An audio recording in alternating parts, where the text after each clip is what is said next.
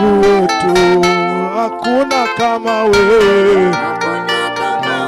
Everybody, can you sing it? Sing it together. Sing it together. Oh, Shatalia Taba. Badovelina Makaya Baba Shataya. Seme hakuna kama wewe.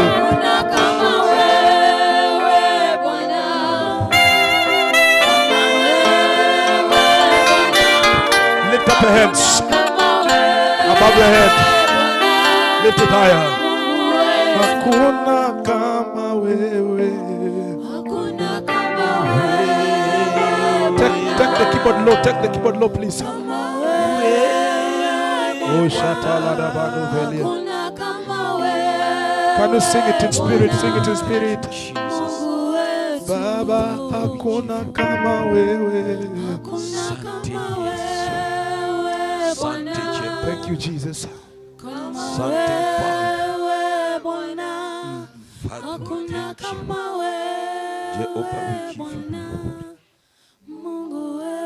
And now lift up your voice and give him thanks. Thank you, Jesus. Thank you, Jesus. Give him thanks. Asante Bwana wa majeshi. In your own language. Baba, tunakushukuru Jehova, tunakuinua. In your own language. Asante Mfalme, kwa sababu Jehova unaweza. Hakuna Mungu kama wewe. Hakuna na uwezo kama zako. Jehova, tuko mbele zako. Mfalme, tumenyenyekea. Simama Jehova, ukatuonekanie. Hakuna Mungu mwingine kama wewe. Asante Bwana wa majeshi. Jehova, tunakuabudu, tunakuinua. Nani mwingine kama wewe? Baba, unastahili. Father, we thank you. Jehovah, we worship you. Father, we give you glory. Jehovah, we magnify your mighty name. Asante kwa sababu Jehova unastahili. Oh, we thank you, Jesus. We thank you, Jesus. Asante Bwana, asante Jehova. Asante Mfalme, asante Bwana. Thank you, Jesus. Asante Bwana. Father, we worship you. Jehovah, we worship you. Father, we give you glory. Baba, katika jina la Yesu Kristo, Jehova, tunasema ni asante asubuhi ya leo. Baba, tunakushukuru Jehova, tunakuinua. Asante Bwana kwa sababu umetupa kibali. Umekuwa pamoja nasi usiku, na Mungu hata asubuhi ya leo Bwana umetupa kibali ya kuona siku hii. Na Jehova, tunakushukuru, tunakuinua. Tunapoanza ibada yetu ya siku ya leo, Baba, tunanyenyekea miguuni pako ya kwamba Bwana, tunapoanza ukaanze pamoja nasi. Waachilia Roho wako Mtakatifu Mungu akatawale ibada hii. Mungu, ninaiweka mikononi mwako kwa njia ya kipekee, ya kwamba Jehova, tunapoendelea Mungu, wacha Roho wako Mtakatifu akatembee pamoja nasi and in a very special way. Baba, ninaomba ukashuke. Asante kwa sababu ya wapendwa wote ambao wamehudhuria ibada ya leo. Baba, ukawabariki na ukawaonekanie. Ninajua ya kwamba Mungu utaenda kukutana na kila mmoja, na katika mahitaji yetu Jehova utatuinua. Asante kwa sababu ya viongozi wetu ambao wanaongoza ibada hii. Baba, ninaweka mikononi mwako ya kwamba Mungu ukawachilie Roho wako Mtakatifu akatawale.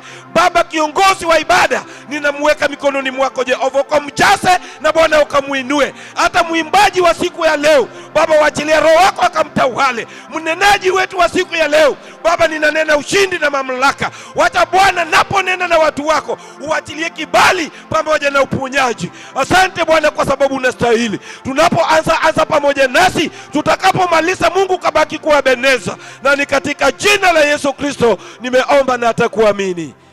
Amen. Amen. Amen. Bwana asifiwe. Bwana asifiwe kanisa. Mko na furaha? Wacha tufungue nyimbo za ibada. Wale mko na nyimbo za ibada namba 72 na nyimbo za injili 64. Wimbo unaosema mteteni Yesu.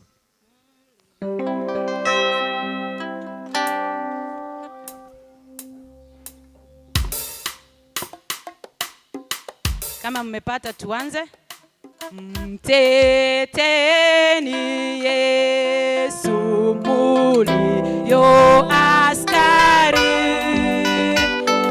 inueni beramu mkae tayari, kwenda naye vitani, sisi hatuchoki.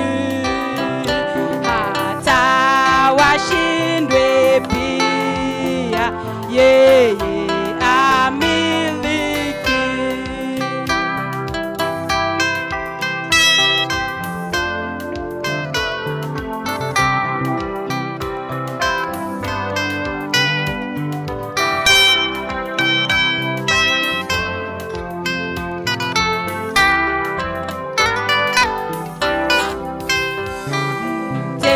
Teteni Yesu vitani vikali, leo siku ya Bwana atashinda kweli. Waume twende naye, adui ni wengi, lakini kwake Bwana tuna nguvu nyingi.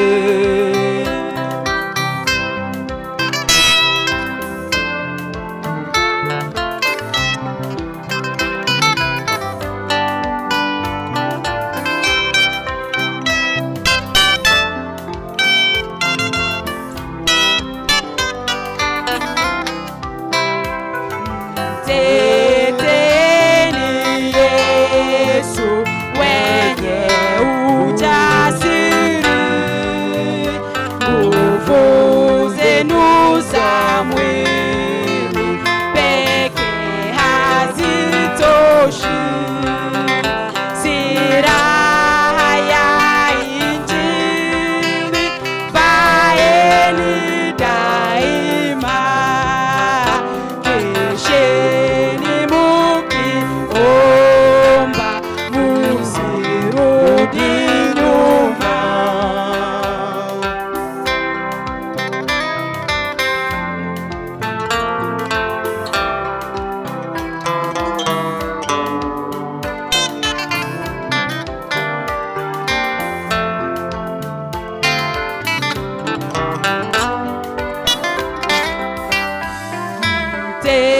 Teteni Yesu vitani vikali, wengi mwadharau na hawamkubali, ila atamiliki, tusitie shaka. Kuwa naye vitani, twashinda hakika. Mbarikiwe sana. Amen. Haleluya. Yesu asifiwe. Amen. Haleluya. Haleluya. Bwana asifiwe sana. Tunataka tumsifu Mungu. Mimi napenda kumsifu Mungu na napenda nimpe sifa. Haleluya. Haleluya. Nina sababu ya kukusifu we, Yahweh. Nina sababu ya kukusifu we, Yahweh. Nina sababu ya kukusifu we, Yahweh. Nina sababu ya kukusifu we, Yahweh. Sema nina sababu.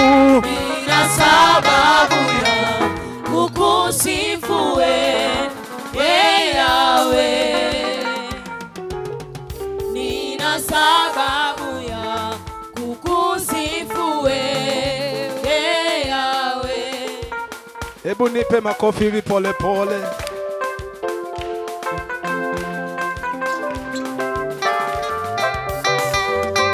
Ongeza sauti kidogo kidogo tu. Hapo iko sawa. Nipe makofi, unaweza kuongesha na vigelegele kidogo kwa Bwana Yesu. Hallelujah. Nina sababu ya kukusifu we,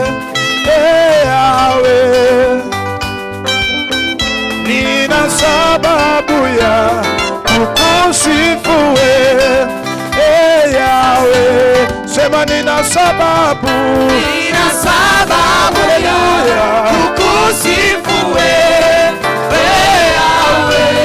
Nina sababu ya haleluya kukusifu Yahweh. Sema nina sababu haleluya kukusifu Bwana. Sema nina sababu haleluya kukusifu Bwana. Ukuu wako, uaminifu wako ni sababu ya kukusifu Bwana. Matendo yako, ukuu wako ni sababu ya kukusifu Dadi. Nina sababu ya kukusifu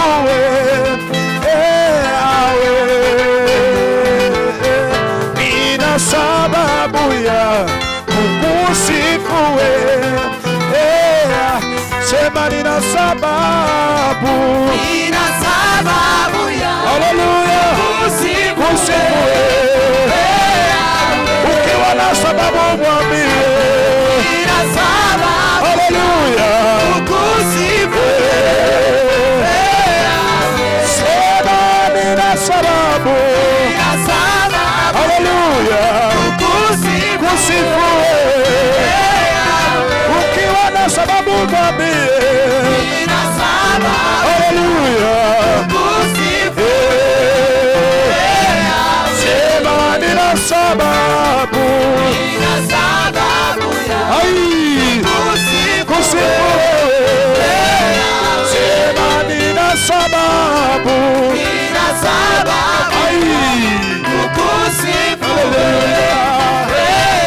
sema nina sababu ya haleluya sema nina sababu kila moja haleluya sema nina sababu haleluya kusifu Bwana sema nina sababu haleluya haleluya kila moja twende hivi pole pole kwa Yesu. Unaweza kuongeza shangwe kidogo kwa Yesu. Sema twende sema haleluya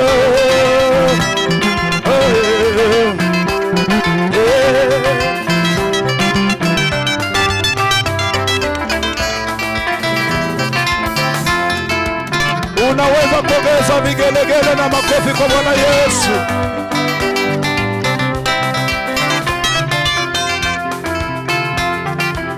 Haleluya.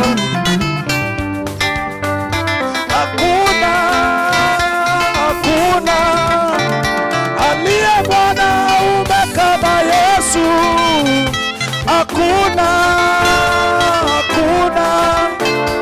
aliye mwanaume kama, sema hakuna ongeza tempo kidogo, hakuna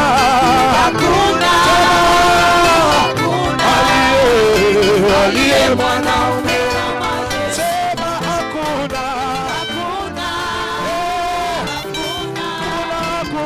aliye mwanaume kama, sema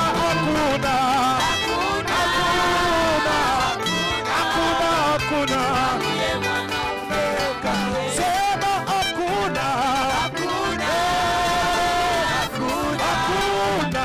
aliye mwanaume kama, hakuna kabisa, hakuna kabisa, mara nyingine hakuna aliye mwanaume kama haleluya, hakuna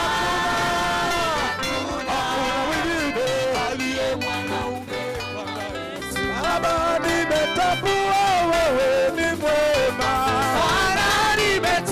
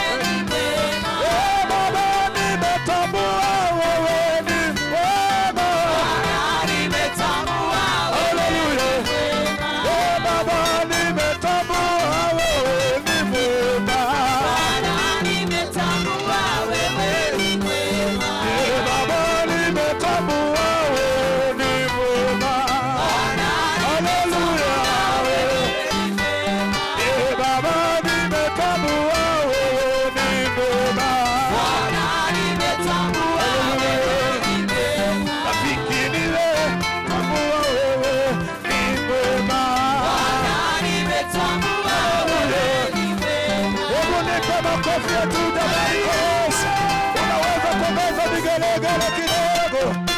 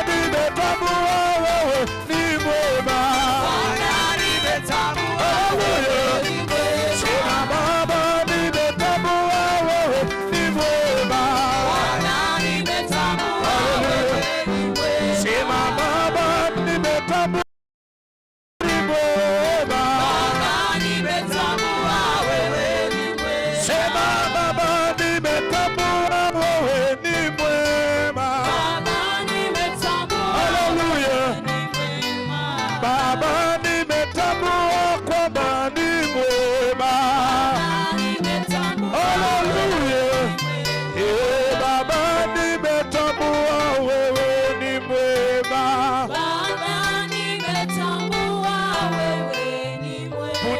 Together for the King of Glory, everybody. Oh, hallelujah. Hallelujah. Hallelujah. Hallelujah. Bwana Yesu asifiwe. Mwendelee kusimama hivyo tupate maandiko. Tafadhali mwenye anaenda kutusomea akiendelea kukucha kujibanga, salamia mwenzako, mwambie karibuni mwa Bwana. Tusalimiane, salimia wawili watatu. Bwana asifiwe. Bwana asifiwe tena. Salimiana, salimiana. Amen. Amen. Simameni tafadhali, tukisoma andiko, tunasimama juu kuheshimu Mungu.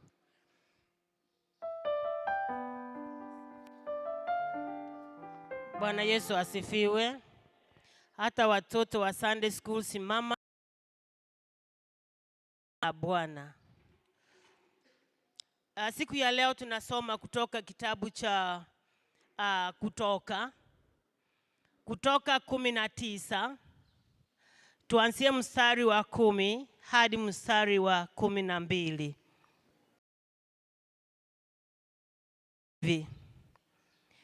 Mwenyezi Mungu akamwambia uwatakase leo na kesho.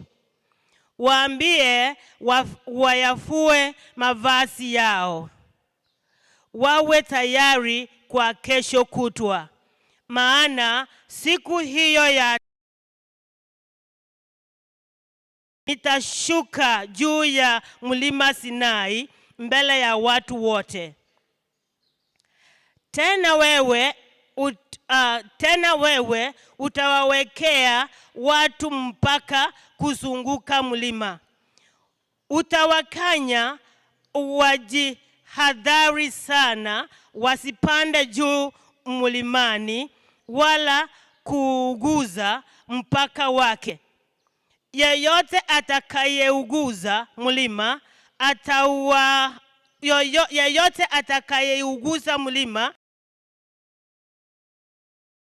The book of Exodus chapter 19 from verse 10 to verse 12. The Bible says,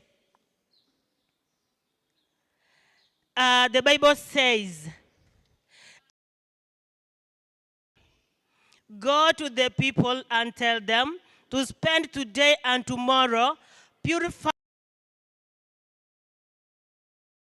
wash their clothes, and be ready the day after tomorrow. I will come down on Mount Sinai, where all the people can see me.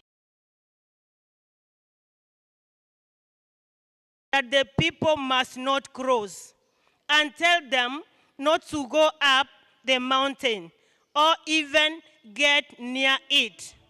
If anyone sets foot on it, he is to be put to death. Let us pray.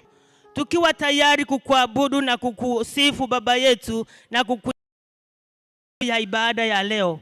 Baba yangu, tumesoma siku ya leo tumesoma neno ya wa kiroho, na ni mkate wa uhai Jehova Mungu, ambalo atuwezi moja hapa tunatarajia kupokea kutoka kwako Jehova. Ukatubariki yako. Mnenaji atakapoenda kusimama Baba yangu, akisimama mbele ya chombo Mwokozi, ukaweze kumtumia Baba kama chombo, ili tukaweze kukuona wewe kupitia kwake Jehova. Ukamtie nguvu Mungu wangu, ili Baba akisimama hapa akuwe amejazwa na nguvu zako na Roho wako Mtakatifu Mungu. Na Baba Mungu, nguvu zozote za mwovu shetani ambazo zitapita na kuinterrupt kusikiliza neno lako Jehova Mungu, zikaweze kuvunjwa Baba yetu, na tunazikataa katika jina la Yesu, ili Baba utulifu ukaweze kukaa katika hii ibada Mungu. Ukatulize hata watoto Baba yangu, katusaidie Mungu, tukapokee neno lako Jehova Mungu, ili tutakapo maliza ibada baada ya neno, tuende nyumbani tukiwa tumebarikiwa Baba, tukiwa tumefarijika Mungu, na tuwe tumeinuliwa na neno lako Jehova. Asante Mungu kwa kila mmoja, na ni katika jina la Yesu tumeomba na kuamini. Amen.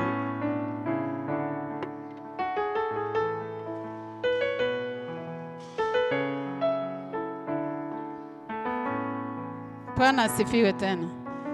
Bwana asifiwe. Bwana asifiwe. Mko na furaha siku ya leo? Ni kama hii siku ilianza vizuri. Watu wako na furaha. Tuendelee kufurahia hivyo mpaka tumalize mkutano. Imefika wakati wa kupata watoto wetu. Watoto, wakati wenu.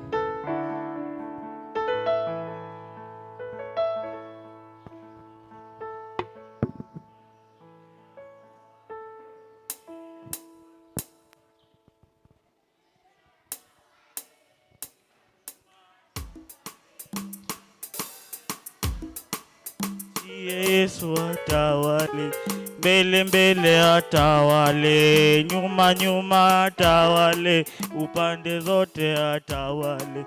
Mwachie Yesu atawale, atawale, nyuma nyuma atawale, upande zote atawale.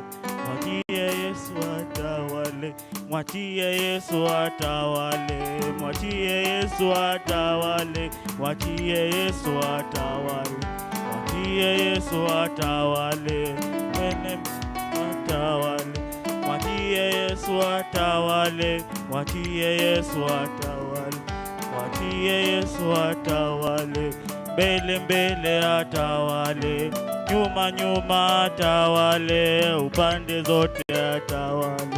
Mwachie Yesu atawale, mbele mbele atawale, nyuma nyuma atawale, upande zote atawale.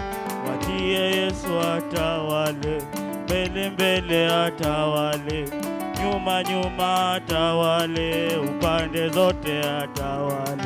Mwachie Yesu atawale, mbele mbele atawale, nyuma nyuma atawale, upande zote atawale. Mwachie Yesu atawale. Bwana Yesu asifiwe. Ni watoto wa Sunday School, tunaenda kupresent kile tumejifunza na tutabarikiwa kwa upamoja. Tunaendelea topic yetu creation, na leo tunataka tujue jinsi Eve aliumbwa.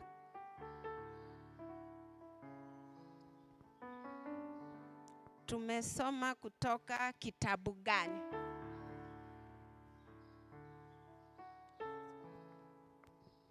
Genesis chapter 1 verse 3 to 12. Genesis chapter 3, 1 to 12. And the topic was about Human disobedience. human disobedience. Sasa tumejifunza kuhusu Adam and Eve. Last time tulisikia vile Adam aliumbwa. Leo tunataka tujue Eve venye aliumbwa. Haya. Mungu akakuja kwa Adam. Akafanya kitu fulani. Adamu akawa kwenye usingizi. Akaumba Eve, akaweka mchanga, kisha akafanya kitu fulani kwa Adamu. Kuna kitu alitoa kwa Adamu akaweka kwa yule mwanamke ambaye ni Eve.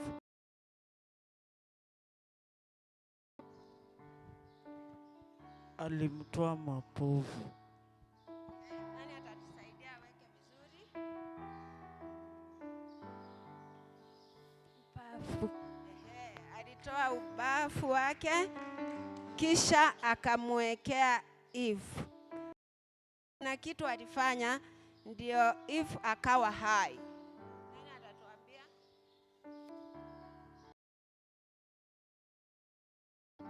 Alimpulizia hewa. Kofi. Akampulizia hewa Eve.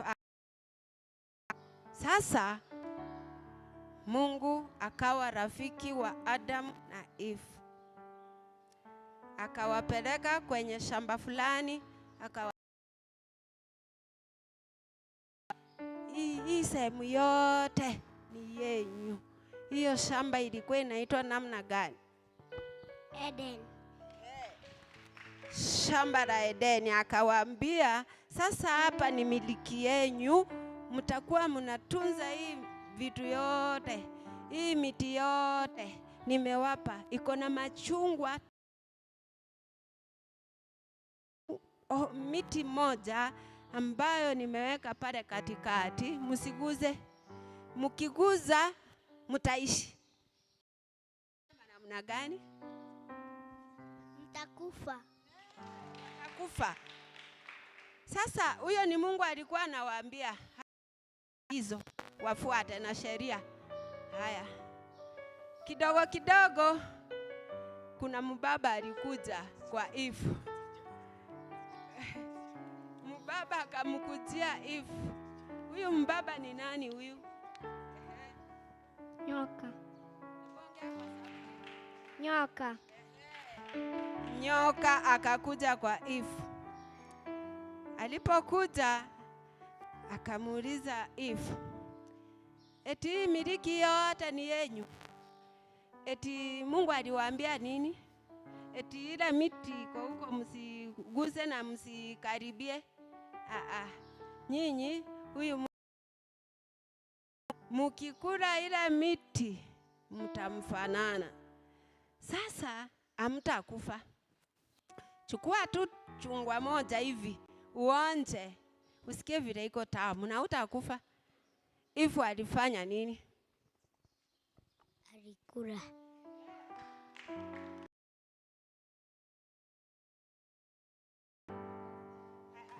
Alichukua akakula. Halafu akakimbishia nani? Alipokula akasikia ni tamu. Akakimbishia nani? Akakimbishia nyoka. Adam. Akakimbishia mume wake ambaye ni Adam. Akampa. Haya. All of a sudden kuna kitu ilitendeka. Si waliambiwa waziguze? Walijipata babaya, walipokula wamemaliza wakapata wakoaje? Wako uji. Wakajipata kwa uji. Haya. Wakakimbia kwa nyumba yao, wakaanza kujificha. Walikimbia kwenda wapi? Msituni. walikimbia msituni. Wakaanza kufanya nini? Kuvaa nguo. Walivaa nguo za matawi. Wakajitengenezea nguo ya matawi. Alafu kidogo kidogo mwenye shamba akakuja. Huyu mwenye shamba ni nani?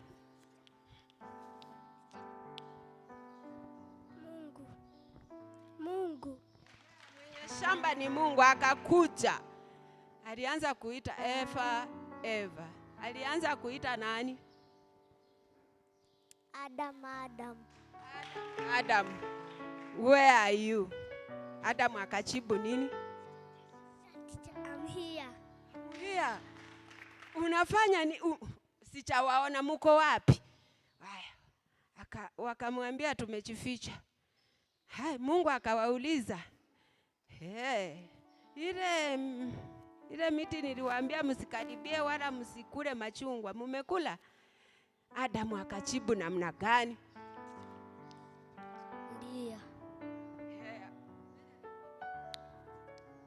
Ndio.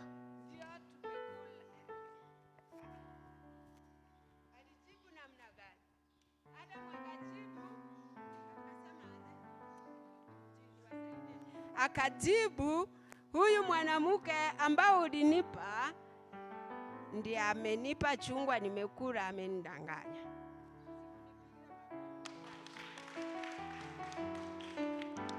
Alafu akaita Eve, umefanya nini? Akajibu nini? Ni nyoka amenidanganya. Nyoka ndiye amenidanganya. Alafu akawaita. Kumbuka Mungu alikuwa rafiki yao, aliwaambia atakuwa anawatembelea kila jioni, anakuja anaongea nao, ni rafiki yao. Sasa bila aliwaambia wameazi, wamemkasirisha. Sasa Mungu akasema, hao watu nitawafurusha kwa hii shamba, watoke waniondoke. Akawaita Adamu and Eve, kawaambia simama hapa, mumeniasi. Sasa nimekasirika na nyinyi, mabaya yatawapata. Akaanza kusomea Adamu. Kula kwa jasho. Akaenda kwa Eve akamwambia namna gani? Utazaa kwa uchungu. Akaenda kwa nyoka akamwambia namna gani? Utakula vumbi. Na utatembea kwa tumbo, si ndio? Sasa alipoambia Adamu utakula kwa jasho, mwanamke utazaa kwa uchungu, akamwambia wewe mwanamke, nyoka atakuuma wapi? Kwa kichwa, na wewe utamponda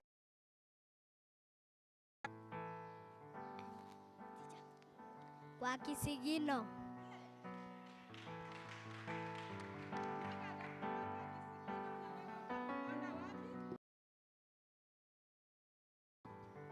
Na wewe utambonda kwa kichwa.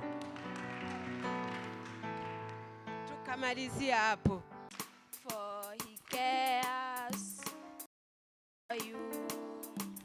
Cast your burdens, come to Jesus. For he cares for you. Higher, higher, higher, higher, higher, higher, higher, higher, Jesus, higher, narrow, narrow, narrow.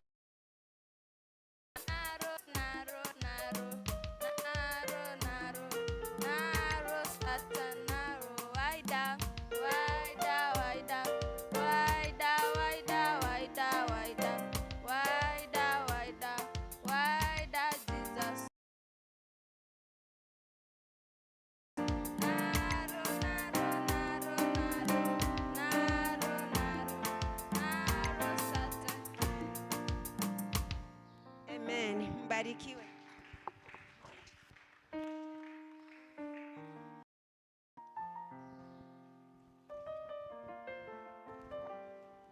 Pigia watoto wetu makofi.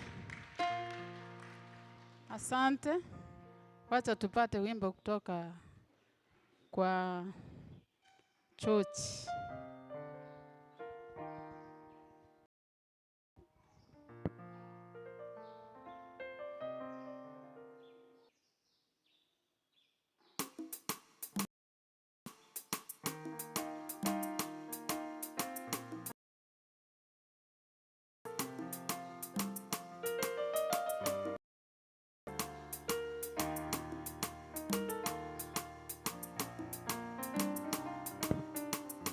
Bwana Yesu asifiwe. Samani salimiane wane. Ningependa kuwabariki na wimbo. Asifiwe. Uko mahali unakokaa wanaulizana wewe ni nani? Amewapiga confusion.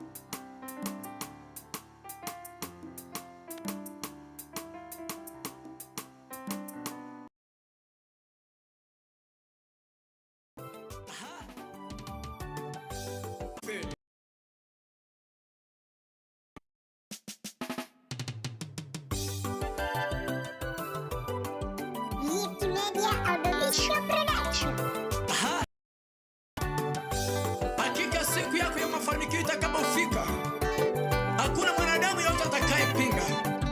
Maana neema ya Mungu imeshuka juu yako na watu watapata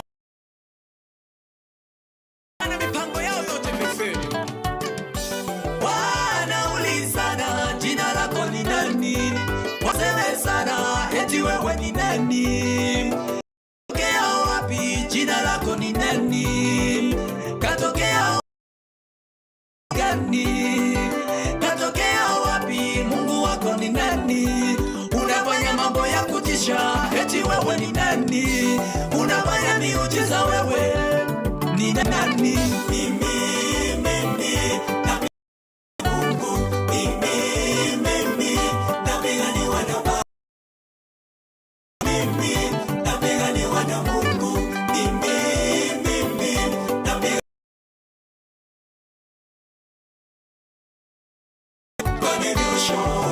Amewapea contribution, amewapea contribution.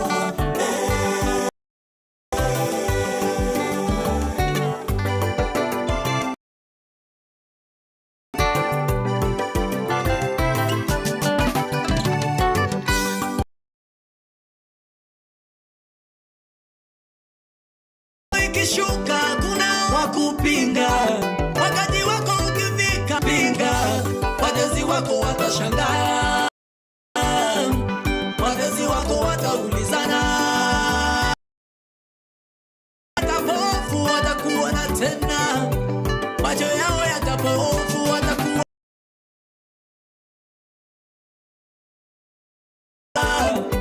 Sikia venye watasema.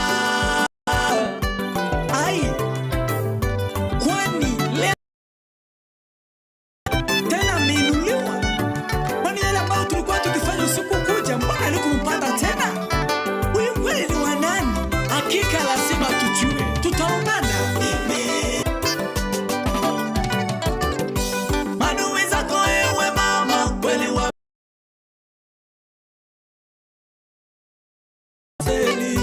walipanga wewe ufe, wamefeli.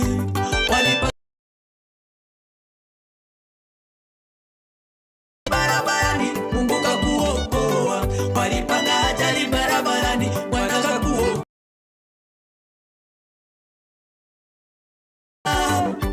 Wamebaki wameshangaa, wanauliza na kweli wewe ni nani? Mungu wako ni nani?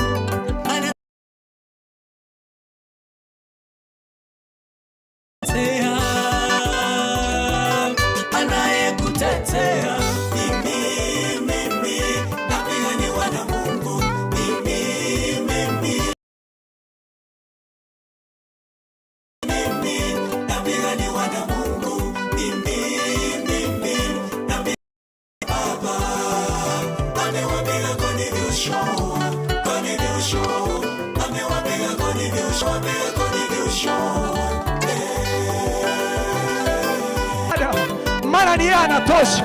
Watesi wako jana ukate, lakini Mungu akakupenyesha.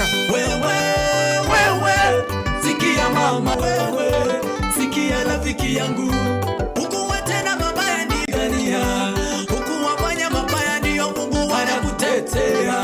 Mashimo wanakuchimbia jana, kelele nyumbani kwao,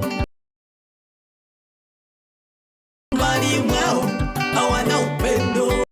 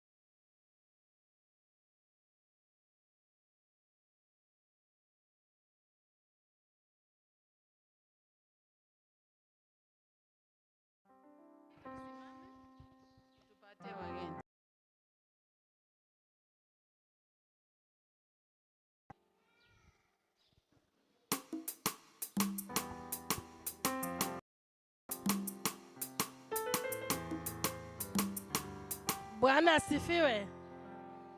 Ambia mwenzako Happy New Year.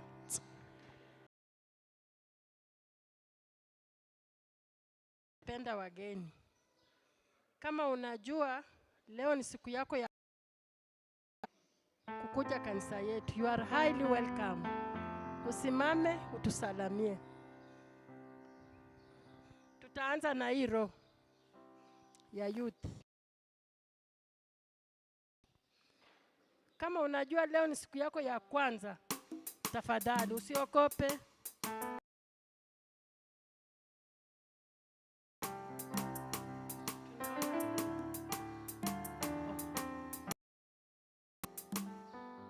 Amen. Bwana Yesu asifiwe. Amen. Kwa wenye wanijui, Sagero Boniface. Karibu sana.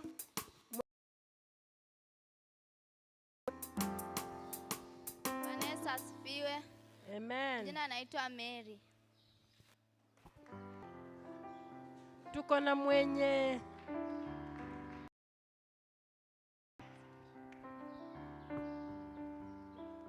habari yenu? Naitwa Sheila. Kwa majina naitwa George Nyakiriga. Leo ndio siku yangu ya kwanza kuingia kwa kanisa. Mwingine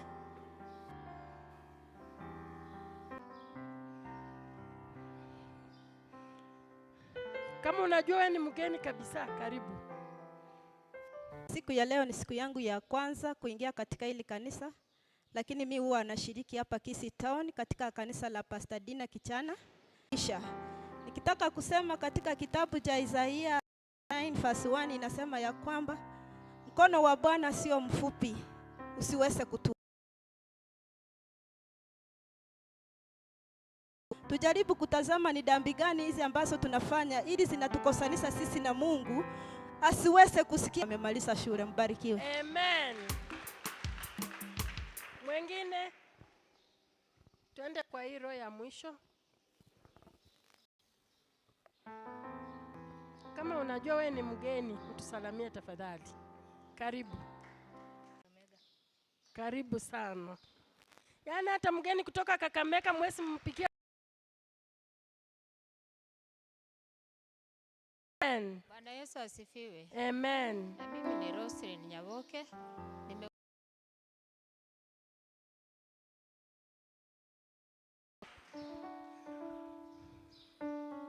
Tutaambiaje wageni? Kitu ujue ni yako kabisa. Kila wakati ukikuja unakaa hapo.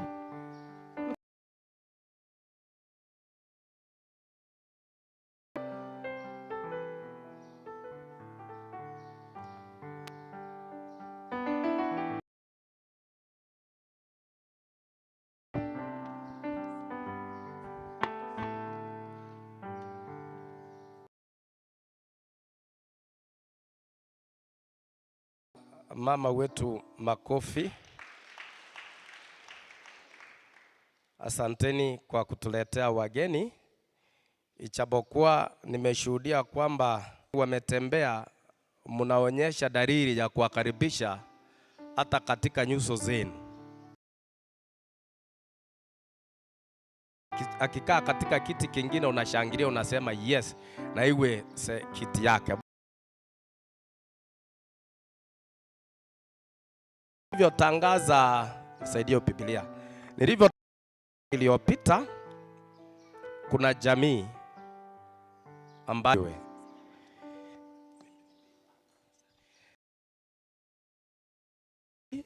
nikakaribishe jamii ya ndugu David Nyantali mahali hapa. Jamii fanya, nataka kuona watu wakiwa kasi. Ukilala kwa kanisa utanikosanisha.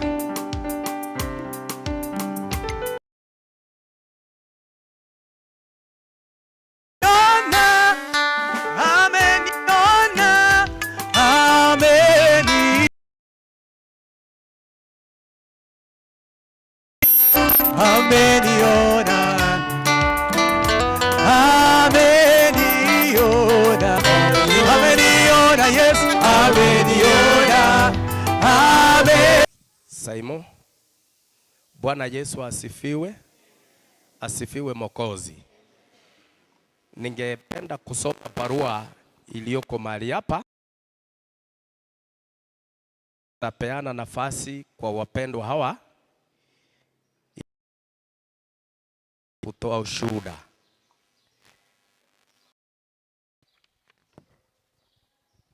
Barua imeandikwa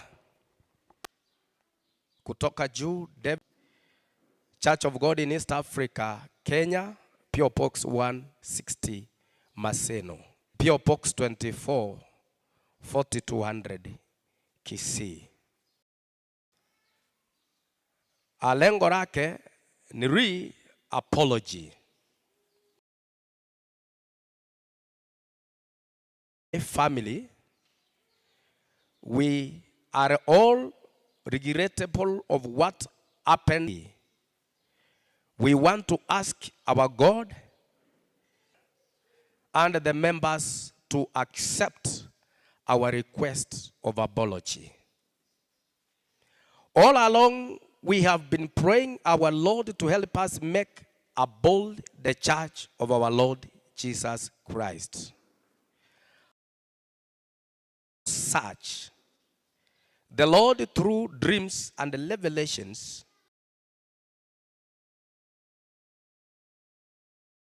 and we are happy about the decision. In view of this, we are requesting your good office to reconsider us back as a family. with the family that you will consider our request. Yours faithfully, Nyantali David. Bwana Yesu asifiwe. Ningependa kutoa machache kabla waweze kutoa. Kabla ya kuweza kuafikia barua hii, kama mchungaji nilikutana pamoja na wapendwa hawa, kaweza kutoa ocha hii kwa maneno, na kwa muda tulikaa tulielewana kwamba itakuwa vipi ili wakaweza kurejelea wanaabudu. Nikawaelekeza kwamba ambayo inaenda kwa askofu mkuu kanisa la Mungu Afrika Mashariki nchini Kenya, na pia nikapata muda mzuri wa kufanya ushauri pamoja wa kanisa letu la Mungu katika national level. Baadaye nitarudi katika kamati yetu ya kanisa ya Getembe, pia nikafanye ushauri ambayo ni mwafaka. Nilipofanya ushauri pamoja na makao makuu, nikaelekezwa kwamba wapendo hawa wakafanye barua jinsi ambavyo wamefanya, na baadaye ni ya kamati, na kamati ikaweza kutoa idhini jinsi itakavyokuwa. Na kwa hivyo kupitia haya, kamati ikasema kwamba ni sawa na barua iko mahali hapa, wataingia kanisani. Na hivyo wamekuja, wamechieleza. Bwana Yesu asifiwe. Bwana asifiwe sana. Ambayo ni mzee David Nyantali, ili akajulisha ni nani baadaye, na nitaendelea mpaka tukamilishe. Asante. Reverend wetu ambaye ni pastor wa station hii ya Getembe COG,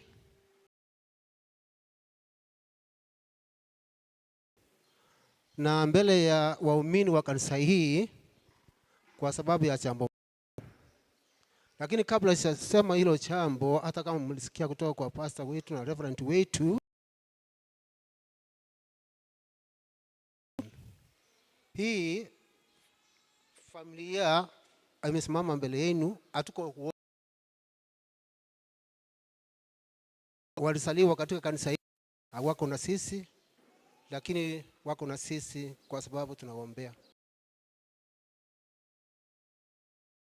Ni mchukuu ambaye ni mtoto yule msichana ambaye mlilea mtoto mdogo. This is my beloved wife. Ningependa aweze kuzungumza na mambo leo, na ambaye amekuwa na mambo mengi sana ambayo atasema peke yake. Ndio niweza kutoa conclusion. Asanteni sana.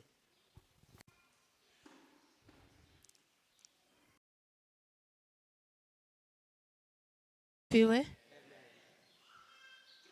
Sijui mko na furaha kweli.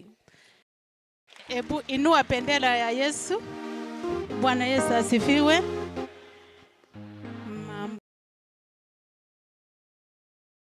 Enda neema yake imetosha,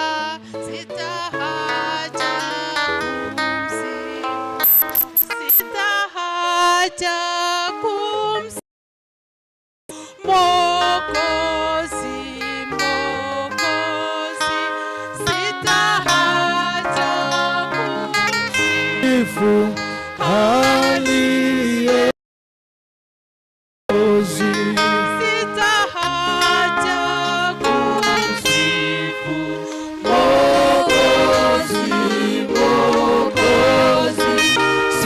Sitahaja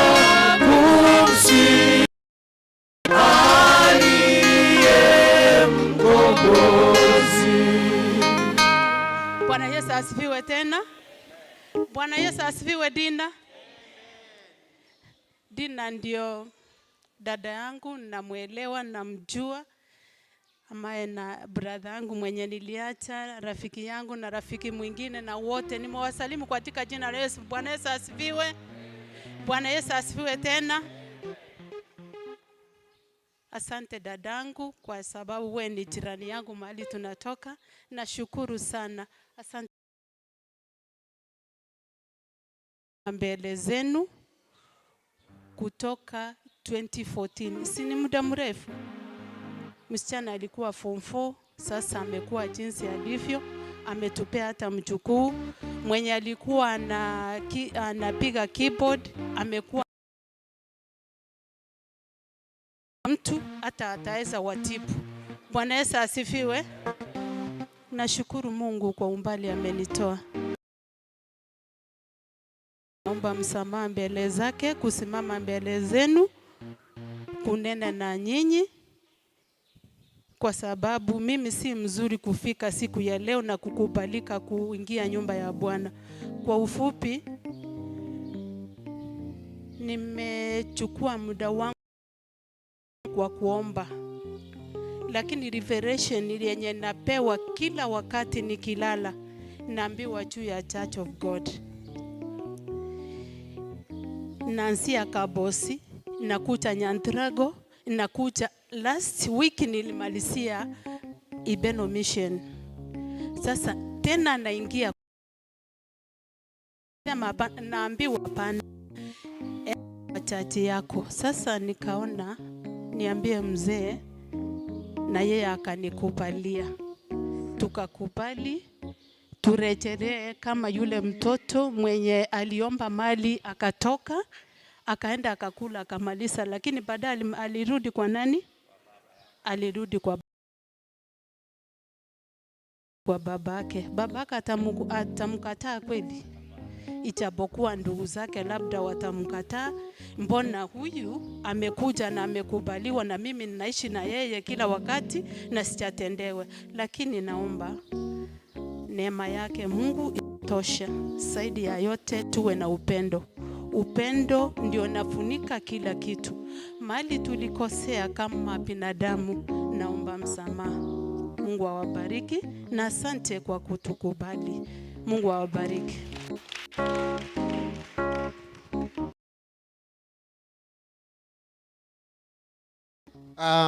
Vile mmesikia ni dhihirisho ya kwamba hili jambo tumechukua muda sana, na sana sana my wife vile amesema anaomba sana, na revelation ambayo alikuwa anapewa kila wakati ni kuhusu Kabosi, kuhusu Ibeno Mission last week, ya kwamba aliona green, very clean na very clean na kuingia. Alipotaka kuingia alikatazwa, akaambiwa ndio sema, akaambiwa hapana. Akarudi akateremka mahali ambapo alikuwa anateremka, akapata pilipili zimepandwa mingi sana. Nafikiria referent mtusaidia kwa dream kama hiyo, ilikuwa na maana sana. Sasa we have made a decision, tukuje tujiunge na kanisa letu la Church of God. Tulizaliwa, najivunia kwamba nilizaliwa Church of God. Najivunia kwa sababu hii ndilo kanisa letu ambalo limetolea likatukuza vizuri, na tumekuwa vile tuelewa hapa hili kanisa. Asante sana. Kwanza kabisa ama jambo la pili, nataka kuambia Archbishop wetu wa COG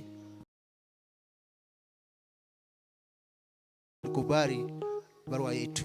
Pili, nataka kumrudishia asante reverend wetu ambaye ni pastor station hapa. Alikubali maombi yetu na akakubali barua yetu. Tatu, nataka nirudishie asante sana basa kusimama na sisi likakubali. Unajua wangeweza kukata, hatungeweza kuwa hapa. Nasema asante sana church board ya ambao mlitekeleza. Mwisho basi kwa maombi yenu, hata nyinyi mngeweza kukataa, msema hapana, kwa sababu nimeona wengi ambao tulikuwa nao hapa wengi na wengine ambao tuko nao hapa. Asanteni sana Reverend Wade. Unachifunia ile kazi anafanya ni nzuri, na maombi yake na kuwa pamoja na sisi na kuwa very close, kama yule mchungaji ambaye kondoo wake 100 moja akapotea, hakuweza kuacha ile kondoo. Pastor, Mungu akusaidie sana na Mungu asaidie familia yako. Mumetukaribisha tuweze kujiunga na sisi na nyinyi. Hebu nione kwa mkono. Mungu asifiwe. Mungu asifiwe. Amen. Asante sana. Hakuna Mungu kama wewe Yahwe. Hakuna Mungu. Bwana Yesu asifiwe. Ningependa niseme na mchungaji utakuja tutasimama pale. Ningependa ni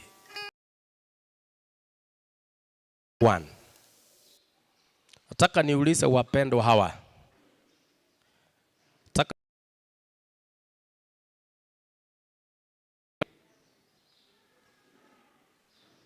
Uamuzi ambayo wamefanya umetoka ndani ya moyo wao ama mioyo yao. Uamuzi ambao mmefanya kurudi umetoka ama mumeambiwa kwamba mkarudi?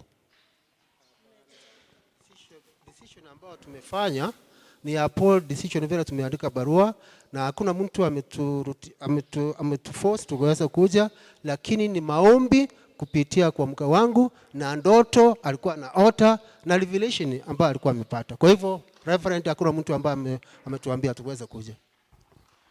Wapendwa wameingia, wameomba msamaha. Bwana Yesu asifiwe. Kanisa letu kwa ujumla ni wangapi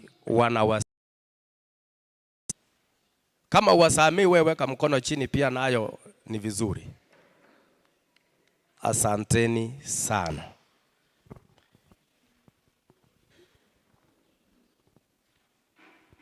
Nataka nisome maandiko. Nataka tunyamaze kabisa wapendwa. Ni jambo ambalo ni kubwa hata mbele za Mwenyezi Mungu malaika wamekimya. Bwana Yesu asifiwe. Ningependa kamati yetu ya kanisa isimame. Kamati yetu ya kanisa isimame. Ninaomba mkuje hapa mbele. It is not a simple matter. It is a matter that has to take a spiritual dimension. Amini kwamba kupitia yale nitakayo yasoma ikiwa nakala za mbinguni. So kupitia kwa kamati yetu ya kanisa ambaye Mungu ametuma,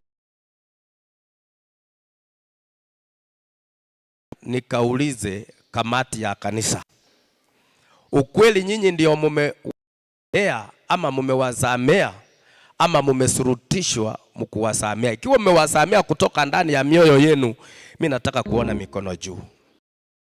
Amen. Bwana Yesu asifiwe. Mtanipa nafasi ama tutawapa nafasi mzee wa kanisa pamoja na mama kanisa wakilishe kamati hii pamoja na kitengo cha vijana. Very powerful arm of the Kenyan population today, that in everything you ensure that there is an element of inclusivity. Kwa hivyo ningependa nitaanza pamoja na kijana, nitakuja mama kanisa, maneno mawili tu, alafu mzee wa kanisa. Bwana Yesu asifiwe kanisa. Bwana Yesu asifiwe wageni. Mimi sitakuwa na mambo mawili, na nitasema kama kitengo cha vijana tunawakaribisha na tunaomba tushirikiane kwa safari ya kwenda mbinguni. Asante sana. Bwana asifiwe. Bwana asifiwe tena. Mimi na furaha kubwa kwa sababu huyu mama alikuwa rafiki yangu. Sikujua kama ni mshiriki wetu. Nimemuona leo, ninashindwa huyu ndio pastor alikuwa anasema Nyantali. Karibu pamoja. Mungu awabariki. Bwana Yesu asifiwe. Nami nasema kwa ndugu yangu Nyantali, msione kwamba mmechukua muda na sekunde moja inaweza kuwa mwaka moja. Na tunaambiwa kwamba jua lisitue kabla hatujasameana. Kwa hivyo kwa Mungu jua halijatua. Kuwakubali, maana kanisa ni la Mungu. Kanisa si letu. Kanisa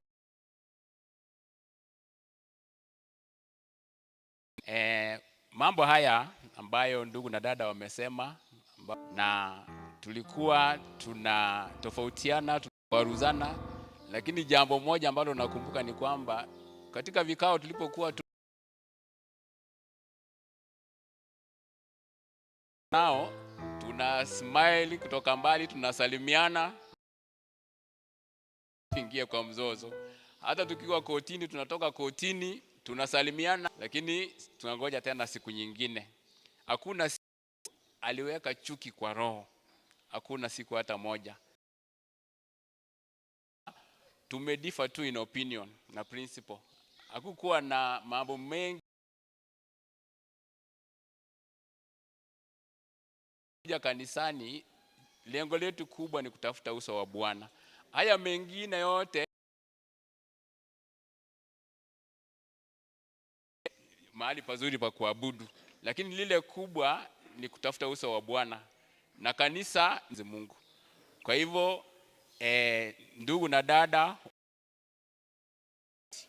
hata dada nikipita mahali alikuwa akifanya biashara pale karibu na stadium, hayo mambo ya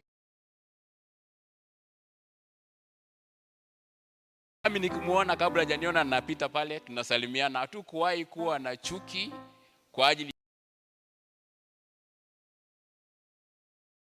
former mzee kanisa. Tulikuwa tukitoka kotini, tena nikipata redio ikiharibika ama television, naenda kwake anatengeneza kiroho safi. Kwa hivyo hatukuwahi kuweka kwa roho moyo mkunjufu kanisa la Mungu. Kuna doctrine moja kwa sheria inasema, he who comes to all have clean hearts as you have. Thank you and welcome.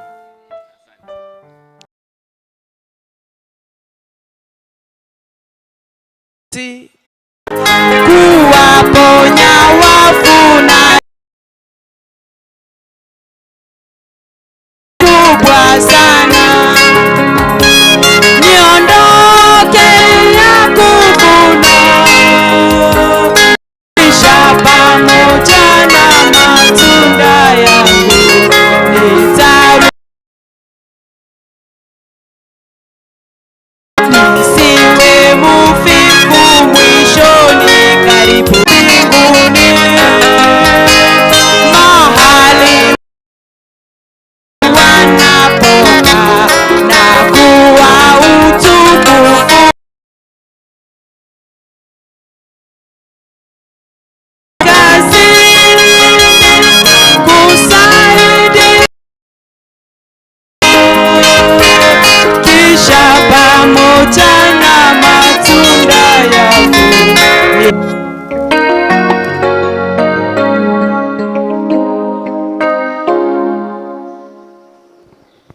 Simama tu hapa.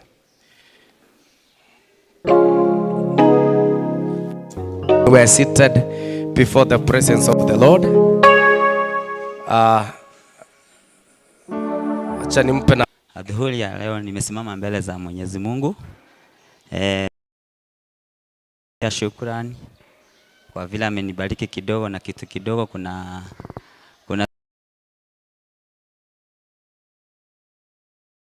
nionekania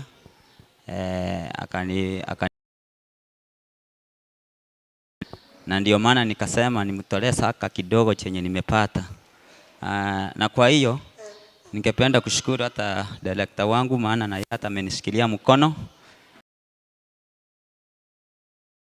niingie katika madhabahu haya nikiwa na shida, ninamkimbilia wa Saidi.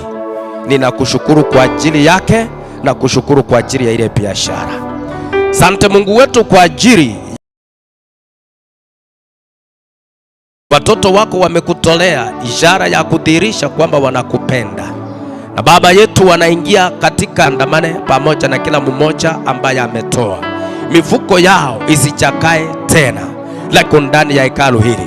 Neno lako linasema toa saka kamili ndani ya nyumba yangu, ili tunanena baraka kwa kila mfuko ambayo umetoa saka. Ikiwa wameweza kuzalisha mazao zaidi, ikiwa wametoa kwa biashara zao, ninaomba Bwana wametoa hizo fedha kwa ajili ya jasho ambayo wanatoa. Ninaomba Mungu wetu ukawatembelee mara nyingine tena, kila mmoja hata katika kazi yake hii pamoja na dhabihu vikaweza kupokelewa katika mbingu, na Bwana ikaagirishe kila mmoja ambaye na mwisho. Utubariki kama kanisa na kazi ambayo naenda kufanya ifanye kazi ambayo imetakazika kwa Yesu.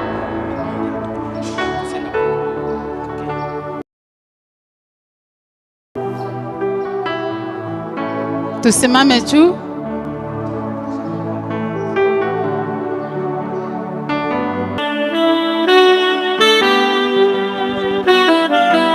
Baba, katika jina la Yesu twanyenyekea mbele zako.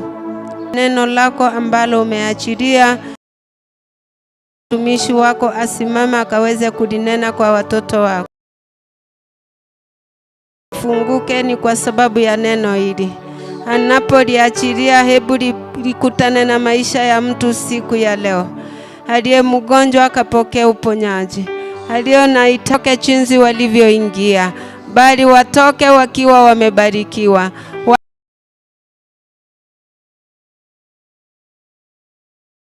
Sasa ninamfunika mtumishi huyu kwa damu ya Yesu, na bali uonekane katika maisha yake mpaka kinywa chake. Mungu wa Israeli, la Yesu Kristo wa Nazareti, na inuka kinyume cha kila ina nguvu zote za giza. Yesu zikapata kushindwa, zikatokomee kuzimuni. Ninaomba amani yako ikatawale ukumbi huu. Fungua. Ningependa mchungaji atusalimie, acha tusalimia neno kutoka kwa askofu wetu. Yeyote ambaye amekuja akiwa amefungua, na ninaamini ya kwamba Mungu anaenda kukutana na maisha yake. Wacha wapendwa, kwa wakati huu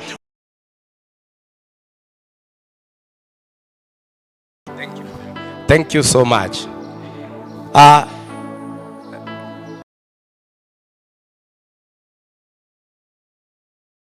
Mchungaji, ni vizuri tukiwa wawili hivi, don't leave without the pastor saying hi to us. Asanteni. Praise the Lord. Hallelujah. Praise the Lord. Hallelujah. Sita wa mwezi huu, it is a date that we have given an appointment with our God. Ni siku ambayo tumempa Mungu shughuli, nafasi na Mungu wetu. I am sure for those of us who have seen some write-ups, some flyers, nina uhakika na kile ambacho ibada yetu ifuatayo imebeba. When we started this year, jinsi nilivyoanza kusema wakati tulianza mwaka huu,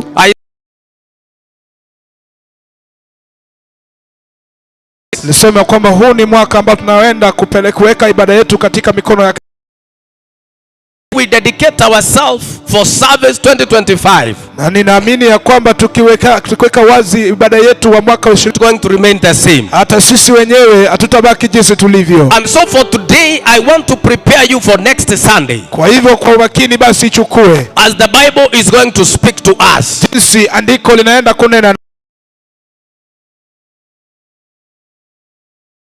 wiki mzima. Meditate upon the Lord and ask him what he wants you to do in his church. Waza mbele yake Mungu na uangazie kile ambacho anataka uweze ukafanyie katika maisha yako. It is a dumu on how you are going to serve the Lord in the year 2025. Jinsi utakavyomtumikia Mungu mwaka huu. how I'm going to serve this year 2025. Nimefanya agano na Mungu wangu jinsi natumtumikia Mungu mwaka huu. And all of us, I am urging you that it may unlock what the Lord has for us in the kingdom. Ili tuweze tuko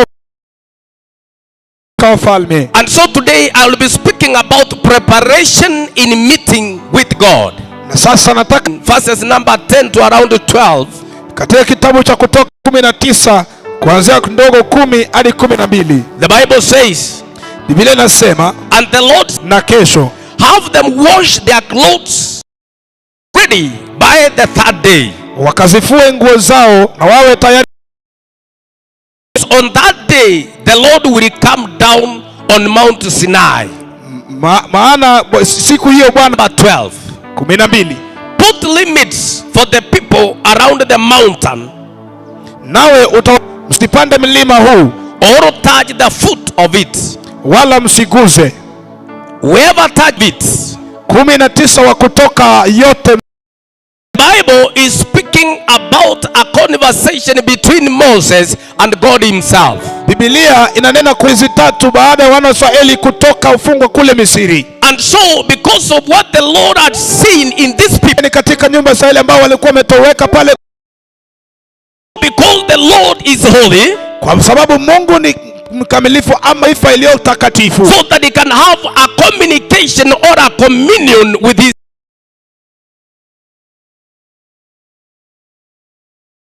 to his trusted leader Moses. Kwa hivyo Mungu ananena na yule kiongozi wake anayemwamini Musa. And they set themselves to meet with the Lord. Anamwambia jinsi ya kuuliza wana wa Israeli ili waweze wakutane naye Mungu. Remember, the Lord was aware of the kind of kwa na washughulikia. Because the Bible says, sababu Biblia inasema, when the Lord had moved them out of the land of captivity, za kulalamika, they were full of complaints. Walikuwa wanalalamika. And the kwake muumbaji wao Mungu, and also to their leader Moses. Kwa hivyo Mungu akaona hao watu wanalalamikia. The people complained against my leader Moses. Hawa watu wamelalamika kwa kiongozi wangu Musa. Hawastahili ili kusimama mbele yangu niwe na ushirika nao. And so the Lord started giving information. Jiandae kwa kukutana na Mungu. I want to say this. As I have spoken as we started this year, jinsi nilivyonena tukianza mwaka huu, that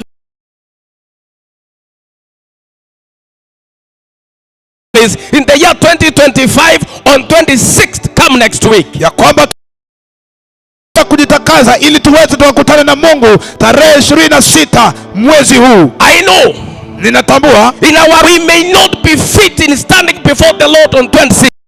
Tutaweza kusimama mbele zake Mungu tarehe 26. And so that is why I'm preparing this the way Moses prepared the nation of Israel. Jinsi Mungu aliandaa prepare to consecrate themselves so that they can meet with their Lord that day, ili wajiandae kukutana na kanisa la Getembe kama kanisa. That it is our time to prepare to meet with our Lord next week. Na Mungu wiki ujao. And for us to prepare, ili tujiandae, the Lord gave Moses some guidelines. Mungu alimpa Musa, linasema ya kwamba nenda ukatenge watu wangu, set them apart, ya kwamba so that they can fit to stand, they can be fit to stand before me, ili wawe na uwezo wa kusimama mbele yangu. Get from every profane, hakikisha ya kwamba uchafu, anything that is unclean, chochote kile ambacho si safi, make sure that you have separated ukuja kwangu. That is the same way I want to say Getembe. Moja hiyo nataka niambie Getembe, jiandae kunena na Mungu wiki ijayo. I want to say this. Nataka niseme hili. We cannot be a people go to the kingdom, but you yourself, they and possibly they are loading people to a given destination because I fool themselves, they are left behind. Hatutaki kukua kama wale wa matatu ambao wanaweka watu kwenye gari wafike katika hatima yao, lakini wao wanabaki kwenye stage. Na sisi kama kanisa, a time has come that we into a conversation about how best we can approach umefika wa kuangazia jinsi gani vyema tuweze tukamwende.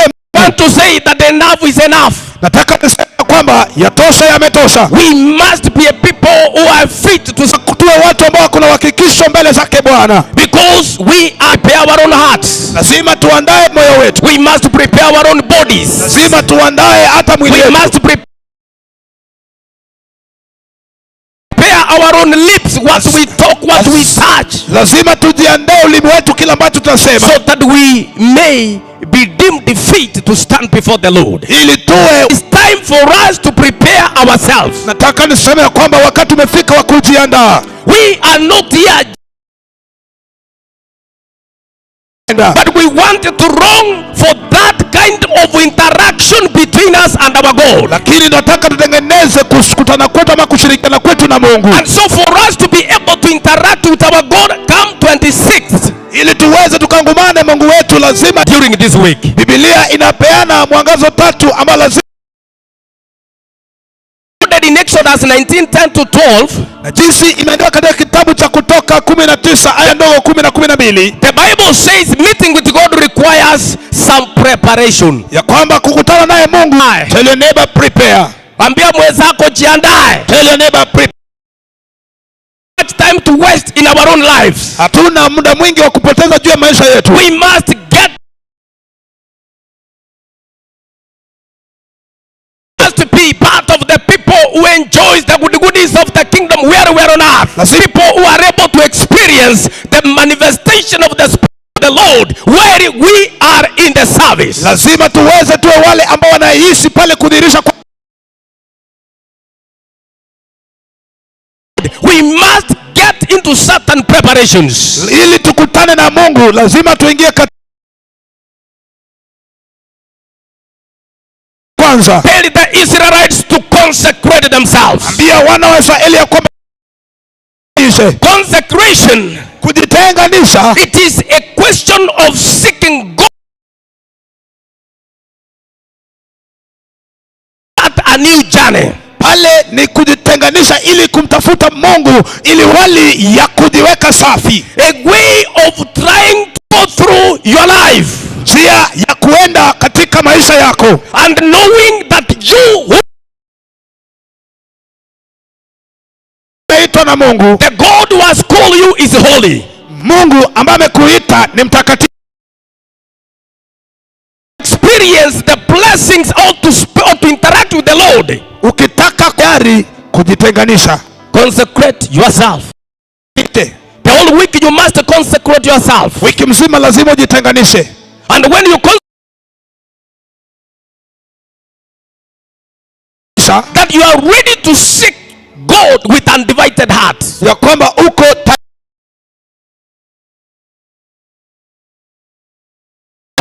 kumtafuta Mungu na moyo ambao umegawanyika. That we must go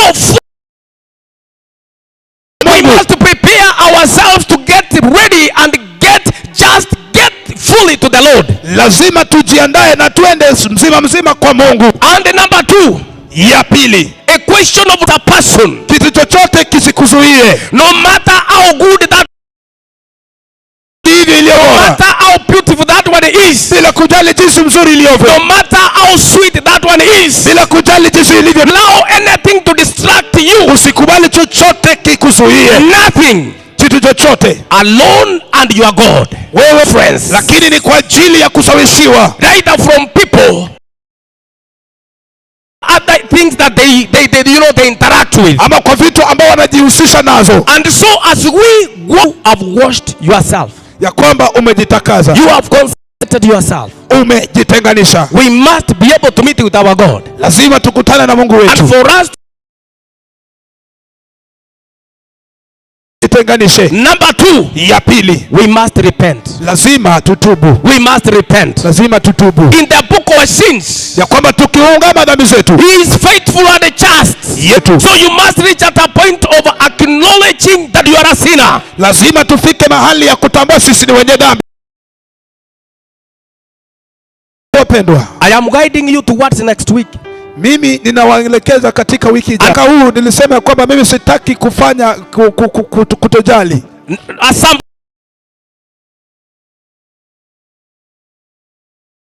ya mhubiri wangu that I want to start now raising Getembe as a church from nothing. Nataka nianze kuinua kanisa la Getembe kutoka kwa kitu bure. That I do not want to assume that the people that the Lord wants us to be. Nataka tutembee na watu na tufike mahali ambapo Mungu hivyo. Hii angazo ya kutubu. Repentance, it is a question of acknowledging. Swali ya kujijua ya kwamba wewe ni mwenye dhambi. None of us is ever perfect in our own ways. Hakuna mtu kamilifu katika njia zetu. We are weak in our different ways. Ya kufanya kwa kutojua. We have transgressed our God. Hiyo imeweza kuhuzunisha Mungu wetu. As you prepare for next week, ni vyema twende katika magoti yetu tuambie Mungu wetu. And my God, I'm sure I have sinned against you. Kwa Mungu niko na uhakika ya kwamba nimefanya dhambi. I am sure I might, and by way of repentance. Na katika njia ya kutubu. And when you repent, na be able to stand, utakuwa na uwezo wa kusimama and meet with the Lord, na ukutane na Bwana. I want to thank the Lord. Nataka nimshukuru Mungu. None of the people Jesus, wale ambao wametu mbele katika jina la Bwana, even during the time of the Old Testament,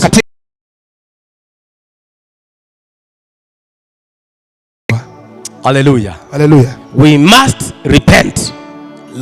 Lazima tutubu na tuungame dhambi zetu. Then forsake your old ways. Na tuache njia zetu to the kingdom. Na waambie kwamba sisi kama ni watoto ambao wanaenda mbinguni. Every time we come to church we must be able to justify yourself. Wewe usijitakaze mwenyewe. Don't justify yourself. Usijiteke dhambi unafanya ukijua. Both are sins. Hayo yote ni dhambi. May you seek repentance from the Lord. Forgive. Usamehe. Have a heart of forgiveness. Lazima uwe na moyo wa kusamehe. As we prepare 32 that be kind to one another, tender-hearted, forgiving one another as God in Christ. Kwa ninyi wenye huruma mkasameheane kama na Mungu. Nataka nishukuru familia ambayo imekuja hapa. My friends, I want to tell you, marafiki zangu, nataka niwaambie, there is no heaven you pastor, kama mhubiri wenu, as your pastor, kama mhubiri wenu, a man of God.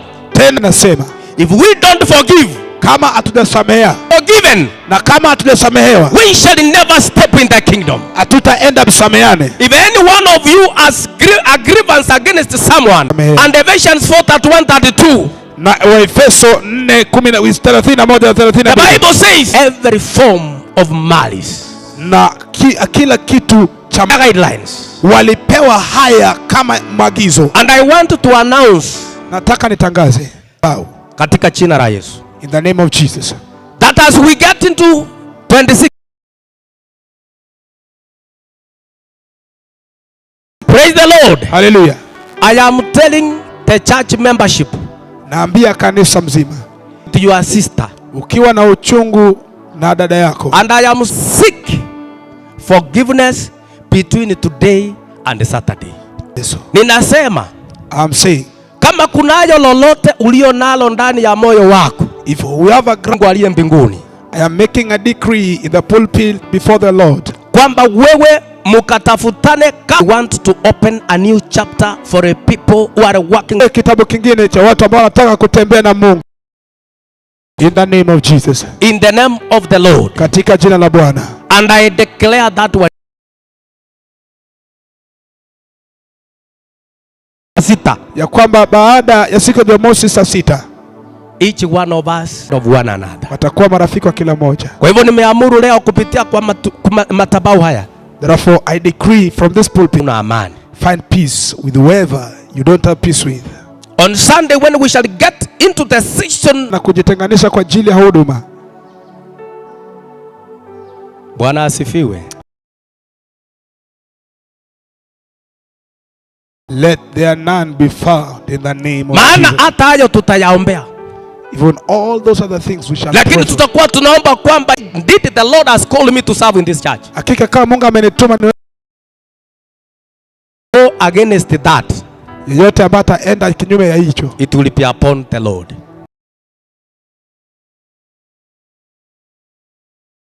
Element when you want to meet the Lord. Kwa hivyo kusameheana basi ni kitu cha dhamana ukitaka kuwa na Mungu. Sema kwa mimi nampenda Mungu lakini nachukia ndugu yako. And the Bible asks, how can you love the Lord you have never seen where you Mungu kuliko ndugu ambao umeona. Let us stop cheating God. Tuache kumdanganya Mungu. We must be open to one another. Lazima tunakuja. And this is the lake of fire. Na hii ndio moto. We don't want to be part of those that will not go bind for you. Mimi nitaelesha kile ambacho Mungu anataka nieleze. So if we want to meet with our God next, to have a forgiving heart. Na lazima tuwe na moyo wa kusamehe. The Bible says one time somebody went to Jesus and asked him, you can, it will not come to an end. Hawezi ukahesabu. Praise the Lord. Amen. To the kingdom. Wale ambao wako tayari kuanza safari njema. That we must be able to we must. Hallelujah. Hallelujah. Praise the Lord. Hallelujah. There are some better business na maombi. Get to interact with our God. It is my prayer that as we come next week, ni ombi langu tukikuja wiki ijayo, and we come earlier, tukuje mapema. Msichana Posli, where are you? Msichana huyo she will be hosting. I have informed keza wasichana wawili ambao atakuja kushiriki nasi. I have asked her, and in advance may the Lord bless you. Nimekuuliza. Hallelujah. May God help us to start meditating upon next week. Wacha Mungu atusaidie tuanze kuangazia wiki ijayo. May we in our morning devotion from Friday in the afternoon. On Saturday they will be here. Ya Jumamosi. And on Sunday ninatangaza itakuwa ni siku yetu ya kufunga. There will be no meals. Kutakuwa na sababu ya Mungu, ya maombi. Amen. Kwamba tutakuwa hapa asubuhi bila kukunywa chochote.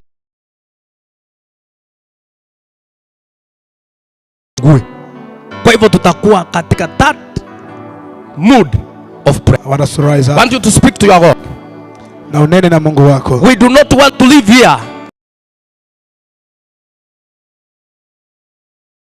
that we leave the Lord to speak to us. Ni vyema tumwache Mungu anene nasi. Take your time, ambia Mungu jambo. Chukua muda wako ambie. As we prepare, tunaenda kuzaa kanisa mpya. A church that is full of love.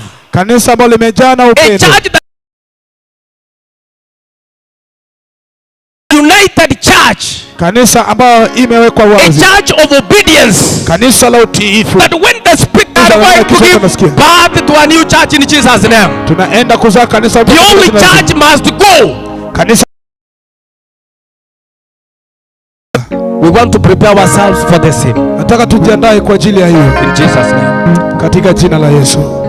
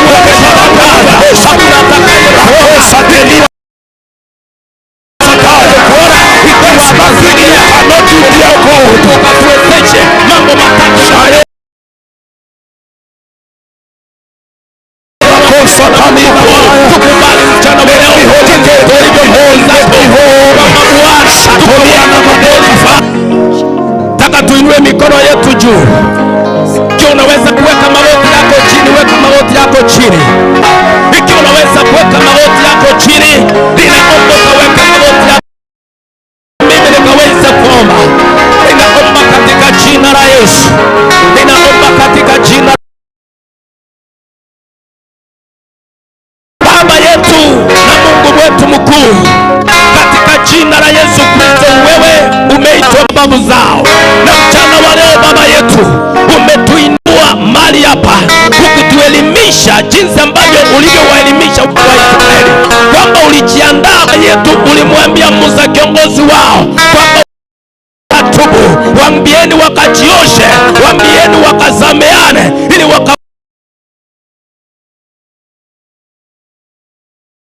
katika kanisa letu, kwamba Bwana tunatafuta nafasi ya tunapojiandaa juu ya wiki inayokuja tarehe 26 kwamba Mungu ukatuoshe na kila dhambi. Tunasikitikia dhambi yetu ya ndani yakaweze kuwa meupe, ili tukakuwe tayari Mungu wetu ukakubaliana na kutubu kwetu. Kuna makosa ambayo tumefanya bila kutambua, na ile hali ya kutubu ndani ya mioyo yetu ukaikubaliane, ukatuondolea ukaweze kuwa weupe mbele zako. Mchana wa leo sio mchana mwingine, ni mchana ambayo unatusikia dalili. Ninaomba ukatusamehe na tuliza, tukaweze kuwa na roho ya msamaha ndani ya maisha yetu. Baba yetu, tumeishi tukiwa mchana wa leo, ninaomba Baba yangu ukaweze kuleta msamaha inayoweza kusamea, maana mbele yako hakuna kiumbe kitakachokuona ikiwa tutasameana. Hivyo mchana wa leo ninafika kila kutosameana katika kamea. Mchana wa leo ni mchana wako dalili. Asante kwa sababu ya kilio ya wanao wakasameane. Baba, wapokee mchana wa leo. Ninaomba ambaye ameonyesha dalili ya kutii jinsi neno lako limesema, ili tufikapo wiki ijayo tutakuwa taifa mpya, tutakuwa madhabahu ya kutosameana, madhabahu ya chuki, madhabahu ya bitterness katika maisha ya watu. Ninayaangusha mchana wa leo, kwamba yale ambayo uliowanenea Waisraeli Baba yetu, na watu wa new church, a church that shall be able to go out and proclaim your word of God. Make us to be a people you want us to be. May you mold us, work us to be a people who are able to make peace in the mighty name of Jesus. Father, we love you and we thank you. We must to ensure that we are prepared ourselves. As we anticipate to be set aside on Sunday, my Lord, in worship and prayer, nia nzuri ya kutafuta uso wako pamoja na wingu lako la baraka. Baba yetu, tunapokutana siku ya Ijumaa, Jumamosi, Jumapili, kwa wale ambao watakuwa mahali hapa kwa ajili ya kutafuta uso, you have spoken. Na Baba yetu, tunakutukuza. Pokea sifa na shukrani mchana wa leo, kwa sababu wewe ni mwema. Asante Baba, katika jina kuu la Yesu Kristo, ninaomba katika maisha yetu likabadilishe maisha yetu, likainue maisha yetu wa neno siku baada ya nyingine, ili anapolileta kwa watoto wa maisha yetu. Sasa ninamfunika kwa damu ya mwana kondoo, nafunika kila mmoja kwa tajaa katika mioyo yetu. Neno hili litatulinda wiki. Asante. Ninaomba tuletewe hiyo kikapu, kuja tu. Bwana Yesu asifiwe. Wacha tukaweze kuhusunika na wale ambao wanahusunika, na Mungu wetu wa baraka